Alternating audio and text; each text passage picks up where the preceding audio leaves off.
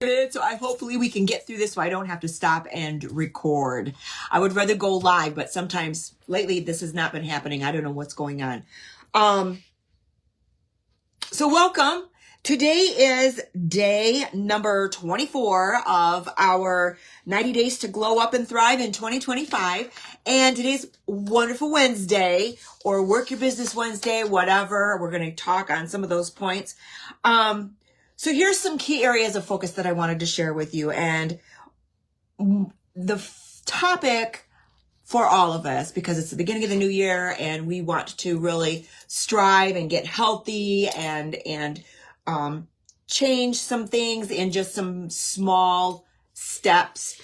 So physical health is important, and nutrition, that is key to everything. Nutrition is going to eliminate a lot of stressors that you have on your body. It is going to get your gut health sustained and stabilized, because that's where a lot of our problems stem from, is our gut. And if we don't have a healthy gut with the healthy bacteria in the gut, that causes all kinds of health problems. So we're going to touch on some of those too. Your water intake. Make sure you are hydrating. Make sure you are drinking water, not pop, not beverages with sugar in them. A lot of caffeinated beverages will dehydrate you in a small amount. So make sure that you are drinking good water, and fruits and vegetables. I'll have a part of a banana a day. The other part I chop up and goes into my dog's food. So they get a banana a day and an apple. And then the veggies, broccoli. I've got a lot of great recipes for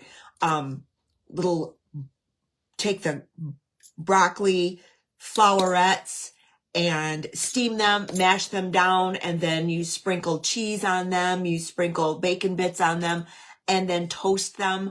They are amazing. There's all kinds of healthy snacks that you can do. Limit processed foods and sugary foods. Processed foods and sugary drinks and sugary foods, just get rid of them. That isn't doing you any good. It's actually poisoning you. Sugar is horrible. And I know there's a lot of recipes out there and they advertise all these amazing foods and all these candies and things. Now Easter is going to be coming around, so you know what they're going to be doing. They're going to be targeting you to go out and buy those Easter eggs and those candies. Don't do it. Find a different, let's start a new, what do I want to call it? A new theme, a new system. Let's start in doing healthy treats. Okay. Those sugary treats are wreaking havoc on your body and causing a lot of health issues.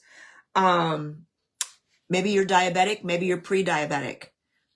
If you get rid of those sugary treats and the processed foods and get your gut healthy again, my husband did it. He lost over 70 pounds on his own. He didn't want to take the drugs. He refused to take the drugs, and he's not even pre-diabetic. And the doctor wanted to put him on drugs and said, you're going to die if you don't do this. So he said, I'm going to do it on my own. And he did all the research. And so we eat like we're diabetics. That's how you want to eat. Eat like you're a diabetic. Get rid of the processed foods, no sugars, no carbs, none of that stuff that causes all those health issues, and get that gut healthy again. Take enzymes before you eat, so it helps break down the food better and turns that into energy instead of, it burns that up instead of storing it in your fat cells. So we could go on and on about that. And if you want some more information, I've got some great books and a lot of great information on that, because that's what we follow now. And he is in great shape, great health. We work out, and that's another thing I wanted to present to you ladies, especially if you have osteoporosis, which I do have a small amount of osteoporosis in my lower lumbar, and doing the research and the studies on that, doing strength training exercises. We do an intermittent kind of strength training where it is super, super heavy weights, not to blow out your knee or your shoulder or anything, 2 to 3 times a week. and that will strengthen bones. Weight-bearing exercises are going to strengthen your bones. Okay, so we can talk more about that. If you want to know more about any of these things that we're talking about, then leave me a comment or private message me or whatever, and I'd be happy to talk with you. I'm not a doctor, but I'm just telling you what we've done that has improved our health. And he is no longer, my hubby is no longer diabetic, he's not even pre-diabetic. He's not even diabetic at all. So just want you to know that it is a possibility. The doctor told him, no, it's not, you can't, the diabetes, you can't turn that around, which is not true. He did that. He absolutely did that. And so he's not even pre-diabetic. So it is possible. Okay. And like I said, I'm not a doctor. However, let's try to avoid those drugs. Aim for at least 30 minutes of moderate intensity. I would change that to, because I did some research here and I got some notes and I got some things highlighted. Moderate intensity. Now I would do strength or weight bearing exercises, a lot of those, and some moderate intensity, go out and walk 5 miles or, start out with a half a mile and then build. But exercise, movement, keep moving. Keep moving. We were not made or created to sit and watch TV and sit and do whatever. We were created to keep moving. That's why we have the long legs. That's why we don't have, that's what we were made to do, is to keep moving. That's going to keep you healthy. So find activities that you enjoy, like walking, maybe weight training, going to the gym, dancing, yoga, just something that's going to keep you moving.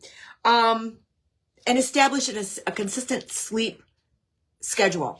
We start shutting things down at 9 o'clock. We're in bed by 9:30. That's what we do every single night, even on the weekends. And we get good sleep. And you're going to feel a lot better. Not this schematics of 11 o'clock one night, 8:30 one night, 9 o'clock, 12:30. No, that's not how you should be sleeping. Your body expects consistency, consistent sleeping, just like eating. If you're hungry, eat a small amount. We only eat one time a day. That's it. One time a day. Sometimes it's at 3 o'clock. Normally on weekends, it's at 3 o'clock and then we don't eat again. We don't eat after 6 o'clock. So if you're not hungry by 6 o'clock, then you're not getting anything to eat. Have a glass of water. Fill up, have a couple glasses of water. That will fill you up so that you're not hungry. And don't comfort food eat. Don't eat because you're upset, you're nervous, you're angry, you're bored, whatever the case may be. Do not comfort food eat. So, if you're hungry, I would just say this. If you're hungry, eat. Small amounts. If you eat slowly, and try this. Prove me wrong when you try this. Maybe you're really super hungry. Okay. If you eat slowly, eat. I'm just going to say a half a cup of cottage cheese as a hypothetical example. Slowly. And then wait about 20 minutes. You're not hungry. You're not going to be hungry. Because once that signal gets to your brain that food is down there, the acid in the thing start working on that food, and it'll send a signal to the brain and says, oh, I'm satisfied. I'm not hungry. What happens is 90% of the overweight people in this country is they're starving. They eat the wrong foods, the chips, the processed foods, the cakes, the candies, the sweets. They will eat until they're full. That is totally the opposite of what you're supposed to do. Because you sit there and you stuff yourself for the first 5 or 10 minutes. That signal has not gotten to your brain by 20 minutes. So by that first bite of food or first 2 bites of food, it's going to take about 20 minutes to get to your brain. It's like, oh, we're not hungry. Oh, wait, we've got all of this food to take care of. We got to get busy. And well, we don't have any place to put it. So we're going to start shoving it off into the fat cells. That's what we got to do with it because, she was starving and she didn't eat right away. So we're going to have to store all this up so we have it again in case we really need it, because she doesn't feed us. And then when she does, she dumps it all down here, and we've got to do something with this. You've got to reverse that type of thinking. That's not how your body was made to work. That is how we've been taught. Okay. My great grandpa always told us, I mean, he was a thin man, and he was a carpenter, and he was a minister. Okay. Think about that. He told us always to push yourself away from the table hungry. Always push yourself away from the table hungry, because within 15, 20 minutes, you're not going to be hungry. And just know that you're going to be able to eat again. Don't act like this is going to be your last meal. You've got to reprogram your brain and say, you know what? You don't need all that. You're just a little person. You just need to eat a little bit, and you're going to get fed again. I'm not going to let you starve. So you've got to start thinking in that mindset.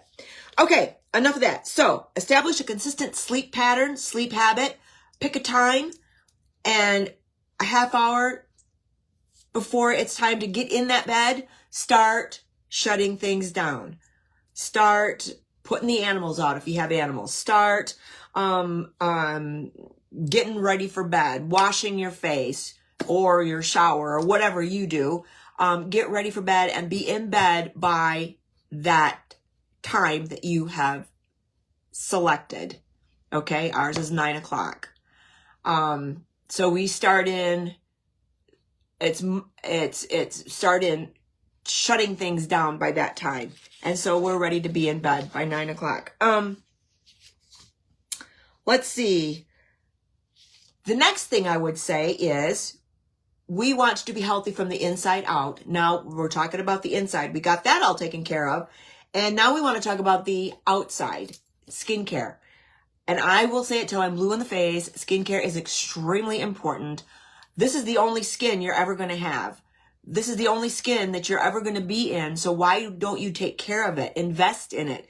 Skincare is not an expense. It's an investment. I want you to get that in your head too. Taking good care of your skin, because that has a lot to do with health. Losing moisture, breaking that microbiome layer that God put on our skin to keep us protected from infections and diseases and things. You want to start taking care of your skin. So as you know, I'm a Mary Kay beauty consultant, and my favorite skincare, it's good quality skincare. It's not high end. And you can buy high end if you want to, but Mary Kay is a moderate skincare program. Excellent, excellent program. We have many, many, many products that have the Good Housekeeping seal, that have earned it, worked for it. You're not just given that. There's a lot of intense study and science behind all that. It's put through a lot of testing before it can earn the Good Housekeeping seal. We've got lots of that. Also, make it simple. If you need, you could also do this. If maybe you want a facial, we could do a facial. I can do a facial with you, teach you how to take care of your skin. That's my job. I would love to do that. Show you some techniques, put you on depending on what your budget and your schedule is, we could come up with a simple skincare where you're washing off the grime and the free radicals in the dirt with a nice cleanser that has an exfoliator in there, getting all those dead skin cells off, and then putting a nice moisturizer on your face. One that does specific things during the day, and one does specific things at night while you sleep. And then also taking care of the delicate tissue underneath our eye area to get rid of those dark circles, because that shows signs of not taking care of yourself and not eating right. And that's going to eliminate the dark circles and bring that elasticity and the collagen back to your skin. We want to put collagen in our skin, and we'll talk more about nutrition in the coming days, but you want to ingest or take in collagen, and you also want to put it on your skin, because as you get older, collagen breaks down and it doesn't come back, but we can add to it and help our system put back that collagen, both internally and externally. So consider a facial. I would be happy to do that with you. And then the next one is mindfulness. We want to talk about emotional, mental and emotional well-being, which is very, very important. Practice mindful techniques like deep breathing. Okay. When you get up in the morning, sit on the edge of your bed before you get up and just do stretch side to side, just stretch and stretch. Breathe in deep through the nose and out through the mouth. Do 4 deep breaths. Try that. There's a lot of techniques that you can do, and doing that, bringing relaxation to your system when you get up in the morning is going to make for a joyful day. Believe me, it does work. You can even do reading. Now I will do that, and then I will go to my little corner that I have designated for reading my scripture, my devotionals. That's very relaxing for me. And that just gives me my booster shot for the day, because a lot of those things that I read, believe it or not, I will have encountered during the day. And I'm like, oh yeah, I read about that. Wow, I know how to handle that. And so you would be totally surprised at how relaxing mindfulness and mental awareness is going to make you healthy.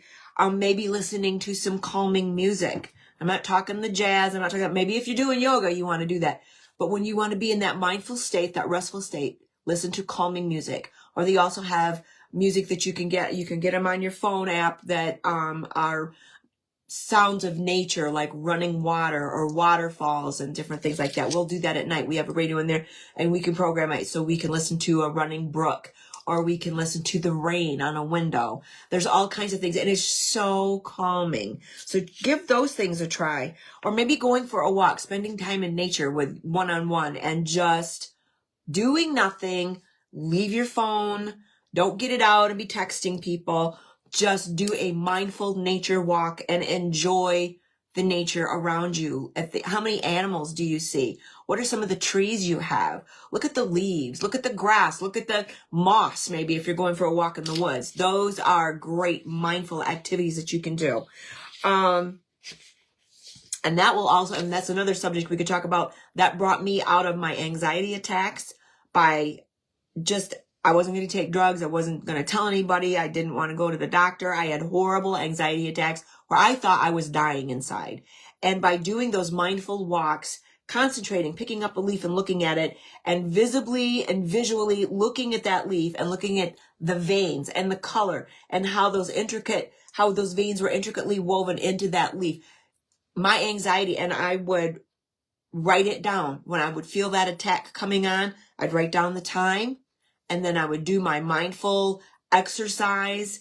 Normally I had to get up and get out of the house and go for a walk in the woods. And I'm crying all the way, but that would bring me back to my mindful state. And that got me through my anxiety attacks. I don't have them anymore. And I know that in God's word, because at that time I wasn't really reading the Bible and into God's word and wasn't listening. And that helped also. And I'm not kidding you. That is what helped me. And I promise you that if you do that, it will help you too. And if you want more information on that, we can talk one-on-one on that. Okay. So keep a gratitude journal. We talked about that. What are you grateful for? Maybe at night, just before you go to bed, just before that time, in that half hour before bedtime, write down everything during that day that you were grateful for. Maybe it was an old friend that you went to coffee with. Maybe it was helping someone in the grocery store. Maybe it was, sharing something, a recipe with a friend that you haven't spoken to for a long time, or you brought food to the neighbor who was shut in, sick or ill. Write down all the things that you're grateful for that God gave you, that he was gracious enough to bless you with. You're grateful for your home and your heat and your vehicle, whatever it may be. So think about keeping a grateful journal to cultivate, appreciation for the good things in your life, and express your gratitude to other people. Self-care, schedule regular me time. Schedule me time. You have to take care of yourself before you can take care of other people. Because if you don't take care of yourself, you're going to be in a nasty, crappy mood, and you're going to be nasty and crappy to the people around you. So, and they don't want to be around you, and they aren't going to treat you nice because you're treating them nasty. So take out that me time. Pick one day a week that maybe you do a spa. Maybe you get your nails done. Maybe you get a massage. Maybe you get a pedicure, or what. I don't care what it is. Maybe it's just time to lock yourself in the bathroom, put in some nice bubble bath and a candle and some soft music, put a sign on the door, do not disturb, and just take that me time and get everything else out of your head. The next thing would be to set boundaries and learn to say no when necessary. We always don't want to hurt other people's feelings, so we take on all of this and we just do too much, and and it's not healthy for us. You have to learn to start saying no. It's not going to kill you. It's not going to kill them. The next subject would be personal growth. Learning and development. You can continue to learn all the way up until the day you die. As long as you're alive, your brain is active and you can learn. Maybe it's taking a class at a community college. Maybe it's reading a book, learning something. Just like we did all the research on health. And now, my husband is no longer a diabetic, not even pre-diabetic, all by learning. You have the ability. There's all kinds of resources out there. You can do it on your computer. You can do it online. You can do it on your phone. You can go to the library, whatever. Continue learning. Find something that you're interested in and start learning about it. Listen to podcasts even, or you can take an online course. You can take classes online, something that interests you. Maybe learn a new hobby or a skill. I'm learning how to play the guitar. Okay. That's a lot of fun. I love it. Goal setting. That is another important thing. I don't know where I learned this. I don't know if it was my parents, grandparents, somewhere. I learned it someplace. You can't expect your ship to come in if you don't send one out. You have to set goals for yourself. You'll learn how to do that. You'll get better as time goes. But set a goal, something that you've got to stretch for. Set realistic and achievable goals, not something so easy that you know you're going to do it. Come on, you got to stretch a little bit. And break down that larger goal into smaller increments. So what I do is I make a year goal. What's the big thing I want to accomplish in a year? Then I break it down into 6 months. By 6 months, where do I want to be? Then I break it down into months. Then I break it down into weeks. Then I break it down into days. So I've got my big goal set. I know what it is I want to achieve. And it's okay if you don't make them, but at least you've set your ship out. So you can expect it to come in, right? You've heard that saying. When my ship comes in, well, if you don't send one out, it ain't coming in. So, and it's not too late now. You don't have to do it at the beginning of the year. You can do it today. What one big goal would you like to accomplish at the end of the year? Then break it down. Write it out. I'm looking at it. That's why I'm looking over it. I have a vision board. I also have a goal notebook. And in that notebook, I should have brought it. I have cut out pictures of things that I want to achieve, and I have things written across that. And it just really helps you with your mindset and keeps you on track so that you're not just living day to day to day without anything to stretch or reach for, without any goal in mind. So you're going to want to break that year-long goal down into 6 months, then break that 6-month goal down into months, and then weeks, and then days, and keep track of that. So you know your long goal. That's a whole elephant. You can eat that whole elephant one bite at a time, but you're going to start working on your daily goals. What do I need to accomplish today to reach my year-end goal, or my monthly goal, or that 6-month goal? You understand what I'm saying? That's how it's done. And it's okay if you don't reach that goal that day. It's okay, because you can start over the next day. And who knows, you might do doubly better the next day. But at least have that goal. Okay, and if you don't make it, like I said, it's okay. You can change it a little bit. Because sometimes we get so excited, we are just gung-ho on it. And then if we don't make it, then we get, well, just like New Year's resolutions. You hear people say, yeah, well, I gave up on that a long time ago. No. Start now. Then don't call it a resolution. Call it a goal. Set goals. The next thing that I want to check with you about, or chat with you about, personal development. This is another biggie. Personal development. Reflect on your values and identify areas for personal growth. Where do you want to grow? Where do you want to grow personally? What are some of the things that you want to achieve with your personal growth? You may want to check into a role model. maybe someone who is successful. Now, that is the other thing too. Pick your friends carefully. Pick friends that you would like to become like. Okay, don't hang out with the other ones who have a bad influence on you, who are not positive, who are Debbie Downers all the time. Every time you talk to them, they're always complaining about something. Okay, you can be nice to them, but you got to break off from that, because you're going to end up being just like them, and you're going to end up complaining. You're going to bring that home. So you've got to break that relationship off, be nice, but you need to acquire people that you want to be like. So find those mentors out there that you want to become like, and you're going to find that that's going to really, really, really help your personal development. I used to be extremely shy in school. I don't know if any of you are watching that remembered that. I only had one girlfriend in school. It was Marianne Pecue. I had a couple other ones, but I was closer to her. And if I had my horse with me, I could talk to anybody. You take that horse away. I was the biggest introvert. I was very shy. And I remember going back to my hometown in Tekonsha many years ago. And I went into Old Market, and that's no longer there, but I went in there, and there was a couple school classmates in there. And at that time I was doing Mary Kay, and I came home. I was doing some facials. My mom always liked to have her makeup and her facials done and stuff.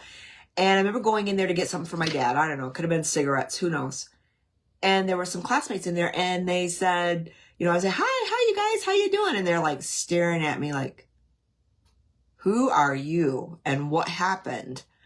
And I remember one of them was Doug Newton. That was his family's store, Old Market, right across from the railroad tracks in Tekonsha. And he goes, man, you used to be so stuck up in school. And I'm like, wow. Think about what he just said. If you're an introvert, you come off as being a snob to other people, because I wouldn't make eye contact. I would walk right by them. I would ignore them. I wouldn't talk. Think about that. Now, if that is you, and you've gotten through that, my husband got me through that. He signed my Mary Kay contract. My very first time I started Mary Kay, this is my third round. But anyway, he signed my contract, because you let people walk all over you, and you need to get out there and you need to do some personal development, basically, is what he said. And after that first class, which was horrible, I was terrified. I was crying. I didn't want to leave the house. But anyway, got through that, got through the rest of them. It changed me. It changed me to become the more outgoing person. I'm still that introvert. I have to force myself a lot of times to be bubbly and happy and talk to people and do. But I'm thinking, you know what? I know what it's like to be an introvert. I know what it is like to be so stinking shy and scared of people that you can't talk to them, and then know that they think that you're a snob. So what does that do to me? I can pick those kinds of people out. I can tell if that person is a huge introvert. So I will go out of my way to go up and talk to them, because I know how that feels. I know how that was. I was them once. I still am, but it's pushed way down here inside. I am not that person anymore. I don't want to be that person anymore, but I know how that was. And so you can pick those people out. So whether it's you're too shy or you're whatever it is, you want to change that. And you can pick the people out that were like you, and you can help them. That is your gift. That is what God has given you to do. You go help people that you are in your old situation. Does that make sense? Because that is huge for me. And I wished I would have had someone to do that with. Nobody did that with me. I had to do it on my own. And let's see the next one. Okay, sorry, I went a little bit too far. Social connections. Do you have any social connections? Do you have people that you connect with on a weekly or monthly basis? I have a girlfriend that I go out and have coffee with once a month. I love it. You don't have to do a big deal. You don't have to be doing a big dinner or put on a big whole 7-course, 10-course meal. Pick a date, call your friend, and say, hey, let's go have coffee and chat. It's fun. Get out of the house and go do it. We go down to Coffee Chaos here in Midland, and or we will go to Lenny's restaurant. They have great homemade food. You need to have a social group, especially if you're retired. If you are retired, you are more likely to stay shut in, start getting depressed, start feeling like I really don't want to go out. I don't feel like it. I don't want to meet with people. I just want to stay home. Did you know that, is it 86 or 87? Doesn't matter. It's in the 80% of people who retire die within the first 5 years of retirement. Those that retire, and those are the ones that I mean that do nothing, that just stay home. Those that retire and go back to work doing something, whether it's driving a, what are the ones? Connections bus that's out here. It picks up people and takes them where they need to go that can't drive. Or serving in your community someplace. Or working at the Salvation Army. Doing something after you retire, outlive those who die, obviously, within the first 5 years because they are out actively keeping themselves busy, doing something. Volunteer at the hospital. You can be a receptionist at our hospital. There's a lot of retiree women that sit at the front desk and help you. If you go into the hospital and you need to get to a certain room, they will tell you, where the doctor's offices are and stuff. And they do that. Some of them volunteer. It doesn't matter. Just do something. Get out of your comfort zone and go do something. Which reminded me, I wanted to look up something for Mary Kay. Some of her things that she said too before I close. I hope I can find them.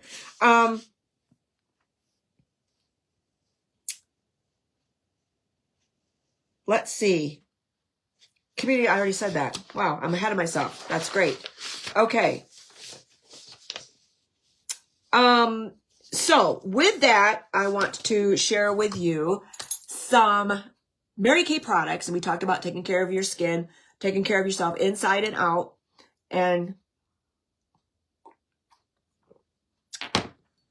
I want to share with you a couple things. One of them I'm super, super excited about, and we're going to talk more about that one later. But anyway, Mary Kay has scientists. Did you know that? She has a laboratory. They have a scientist. They have people that work on products. They have dermatologists. They have all kinds. So the products that you get from Mary Kay are quality, good quality products are made here in the United States. And they go by the European Union standards, which means they don't allow, or they have banned 1,300 ingredients in their products. Okay. That means a lot. United States has banned only 10.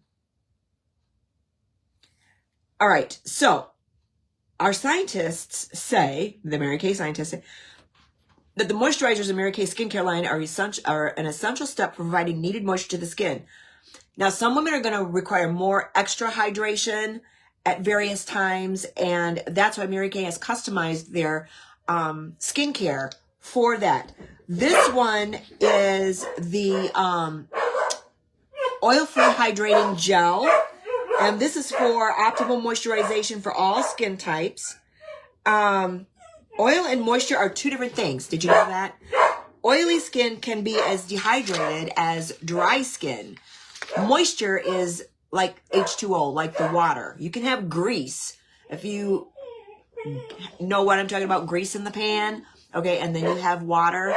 Those are the two differences. You can have grease, but you can also lose the moisture in your skin. And this is the Mary Kay moisturizer, the hydrating moisturizer right here, this one right here.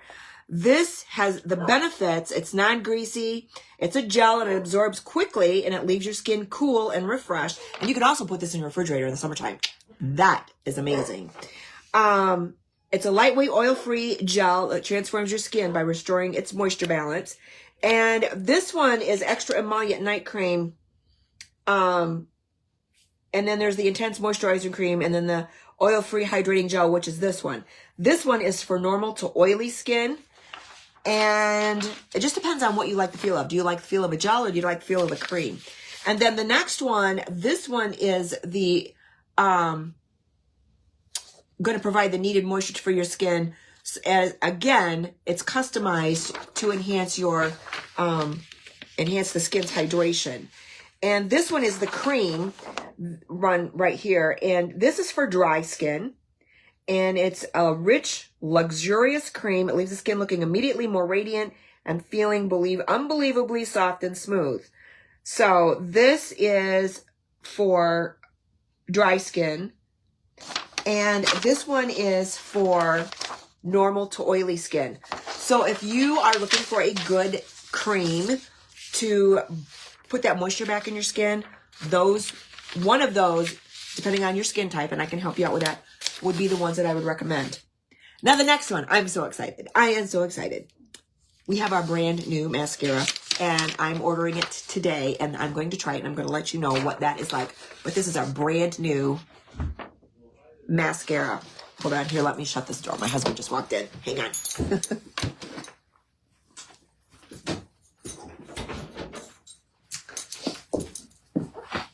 I had planned on being done before he got home. That didn't happen. This is called New Heights, or Great Heights. Wait a minute. What is it called? Great Heights Mascara. Right there. Our brand new. Look at the difference in the lashes. Am I holding it right? Can you see that? Look at the difference. I can't wait. I am so excited. This just launched. It's available to us. I don't know if you can order it yet. I'll have to go online. You couldn't order it a couple days ago. Only the consultants could. And this one, and I can send this to you if you are interested. Let me know in the comments if you're interested in a mascara. I can send this to you. I can put this up, post it up on our group page here, and then you can copy it, run it off, however you want to do it. But this explains all the different kinds of mascaras and what they do.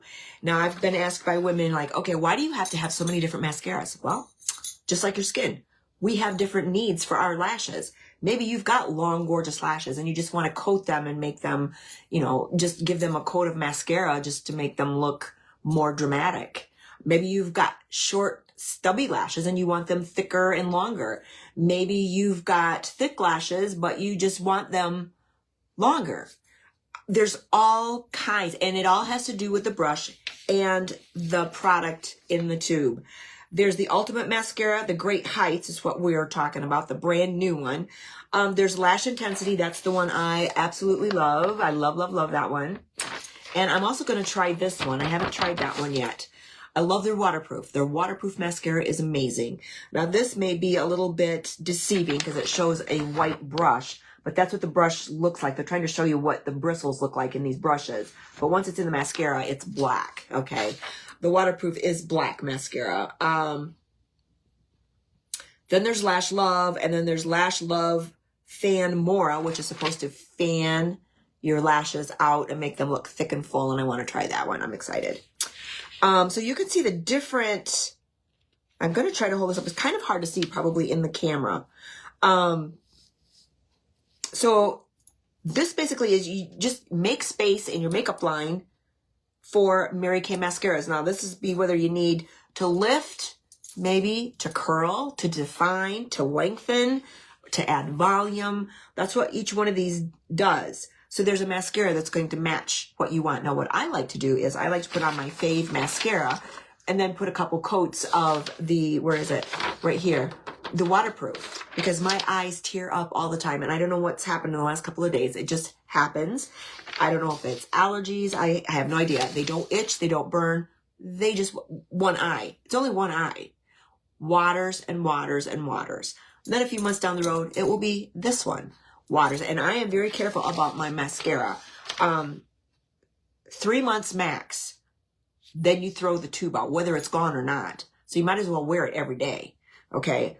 But you throw it out after 3 months because you don't want that bacteria to, you don't want any of those little microbes growing in there and then you're putting it on your eyes. So 3 months, throw it out. And what I will do too, I don't have one here to show you, but I will take, depending on the color of the mascara tube, either on the cap or on the end, depending, or even you can write it right on the side.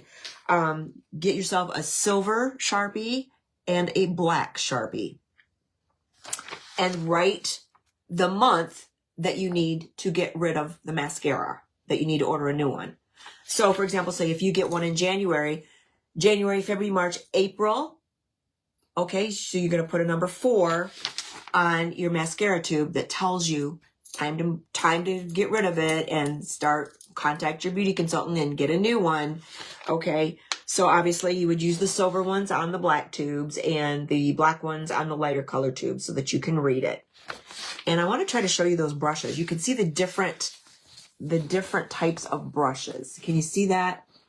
They're all different, all made for a certain purpose, and the product is all different in each one of those. But look at those lashes.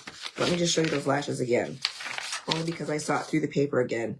This is their new mascara, Great Heights. Look at those lashes. I can't wait. I'm going to order a couple tubes, one for me and a couple extra to have on hand. So if you're a mascara girl and you're interested, let me know. I can order one for you. Okay, now I wanted to leave you with something really quick here. Something motivational, and I was going to run it off.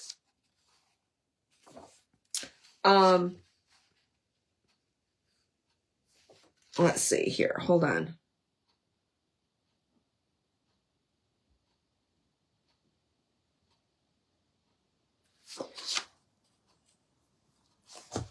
Oh, I'm probably not going to find it, so I will have to tell you later, and I don't know if I brought that other one over here or not. I don't think I did. But anyway, if you want to read a motivational book, we were talking about reading a good book, you'd want to read this. This is a very motivational book. This is about this woman's life and how she started this company. She's very uplifting and very, very motivational. And the one thing, and I could read you this. This has always been very good. And this is written to the consultants, but I just want you to, this is going to give you something to think about. And I don't know very many businesses that run their core values on God first, family second, and career third. Mary Kay has done that ever since she started the company 60 years ago. 63 years ago, as a matter of fact. So for some of our women, this is Mary Kay talking. Success may mean earning enough money to send their children to college or buying larger homes. Others set far higher financial goals. However they may define success, Mary Kay women agree that their faith and their families come from their careers. They live the Mary Kay philosophy, God first, family second, job third. And throughout the book, it talks about how they've talked about these different ones and how their stories illustrate the real success of these women and how they've helped other women. And let me just tell you, some of these stories are amazing, and I don't want to go into a whole lot of it. This was national sales directors have added theirs to it. So this talks about a handful of Mary Kay success stories, and they're just, I was looking at this. I just can't even pick one. I can't even pick one. I really wanted to share one of those with you. I was hoping I'd be able to pop up one of something that Mary Kay said that was profound. She's always said a lot of, this one. Oh, here. Okay. I could read you this one. The truly happy, it's only because I have it highlighted. The truly happy person is one who never finds the end of the rainbow. I've enjoyed so many things during my lifetime, far more than I ever dreamed possible. Still, I find it difficult to wait for the sun to come up each new day. This is because I make certain every day that there's something exciting in store. And every single day of my life, I thank God for giving me so much happiness. And that was by Mary Kay Ash. So I just wanted to leave that little thought with you. And if you have any questions, let me know. Send me a thumbs up, subscribe, follow, and you can even give me a phone call. I'd love to talk to you on the phone. And with that, we will talk.